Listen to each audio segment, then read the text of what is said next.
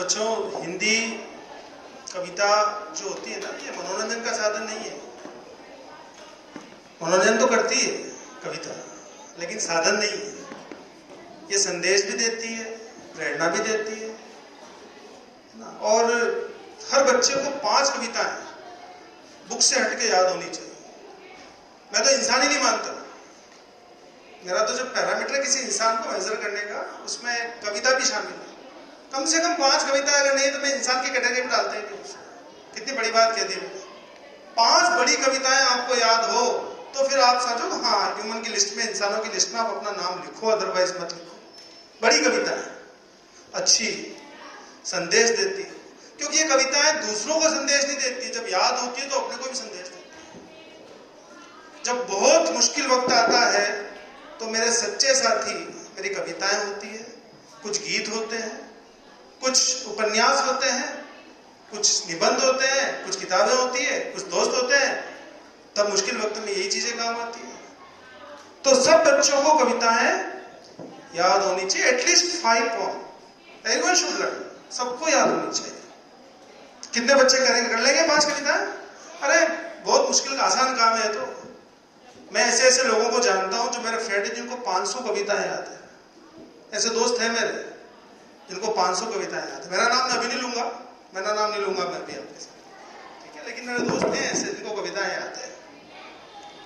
मेरी कुछ प्रीतिकर कविताएं हैं जो मुझे बहुत पसंद है।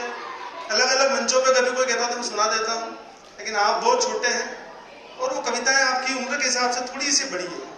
कविता बड़ी हो गई, उसकी उम्र थोड़ी सी बढ़ गई, है ना? हो जाती है ना, बहुत पुरानी होती है तो कविता की उम्र बढ़ जाती है, बढ़ती है ना, आपकी बढ़ रही है ऐसे। एक थोड़ा सा तुम बोलो ना, तो थोड़ा ध्यान रखा करो। एक बच्ची क्या बोली अभी? मेरी बेटी, मेरी कविता का नाम है बेटी। मेरी कविता का नाम है बेटी। बेटा, कविता का कोई नाम नहीं होता है, कविता का शीर्षक होता है। बहुत से बच्चे आगे एक के बाद एक कविता का नाम, कविता का नाम। कविता का नाम नहीं होता है। बेटी का नाम कविता हो सकता है, बेटी का नाम कविता हो सकता है, पर कविता का नाम बेटी नहीं हो सकता। तो कविता का क्या होता है? शीर्षक। शीर्षक होता है। तो जब नेक्स्ट बार आओ ना, कविता का शीर्षक, है ना, शीर्षक बोलोगे।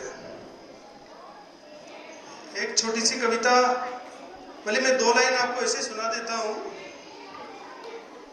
जो मेरी सबसे प्रीतिकर कविताओं में एक कविता मैं कभी नहीं भूलता हूं, हरिवंश राय बच्चन जी की कविता है।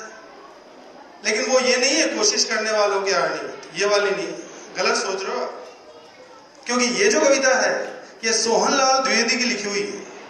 कौन सी? कोशिश करने वालों की कभी हार नहीं होती।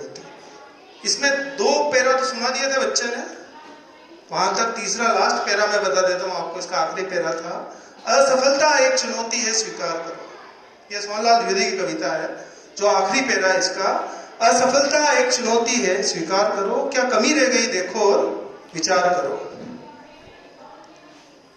बिना मेहनत के ही जय जयकार नहीं होती, कोशिश करने वालों की कभी हार नहीं होती। ऐसी कविता है। इसके अलावा एक कविता और जो मुझे पसंद थी, आपकी उम्र में मुझे कई कविता याद थी, क्योंकि मन को छूती थी। ये किसी टीचर ने नहीं कहा मुझे कि ये कविता याद है, ये मेरे मन को छूती थी तो याद हो जाती थी। पढ़ते थे, अकेले बैठ करके सोचते थे, अच्छा लगता था। दोस्ती होती थी कविताओं से। किताबों से दोस्ती की कभी किसी ने? करो दोस्ती। हाँ, इतने सारे दोस्त हैं किताबों वाले। बस जिसने किताब से दोस्ती कर ली फिर इसको किसी दोस्त की जरूरत नहीं है। और जिसने किताबों से दोस्ती नहीं की वो दुनिया में दोस्त ढूंढते रहते हैं। कोई मोबाइल ढूंढता है, कोई दोस्त ढूंढता है। जिसने किताब ढूंढ ली उसको फिर दोस्त नहीं चाहिए, कोई उपन्यास नहीं चाहिए। चलो ठीक है, मैं रिजल्ट अनाउंस करता हूँ, लेकिन एक कविता सुना देता हूँ आपको, छोटी सी 2-4 लाइनें। कि नीड़ का निर्माण फिर। यह हरिवंश राय बच्चन जी कविता है जो मुझे बहुत पसंद है। कि जब सारा कुछ मिट जाए दुनिया में, तब घोंसला बनाने की चिड़िया फिर से आती है। ये मुझे बहुत पसंद है कि सब चला गया उसके बाद मुझे अच्छा लगता है। जब सब मेरे बाद दुश्मन बन जाए तब मैं उसमें से कैसे निकल के आता हूँ, ये मुझे बहुत अच्छा लाइक करता है। तो मुझे दुश्मन भी बहुत पसंद है क्योंकि वो बनाते हैं मुझे। नीड़ का निर्माण फिर, यानी कि चिड़िया नीड़ बना रही घोंसला। कब? जब तूफान आ गया, नीचे गिर गया, सब मर गए, कोई नहीं है, तब एक चिड़िया आई उस तूफान के अंदर, और वो क्या कर रही? घोंसला बना रही है।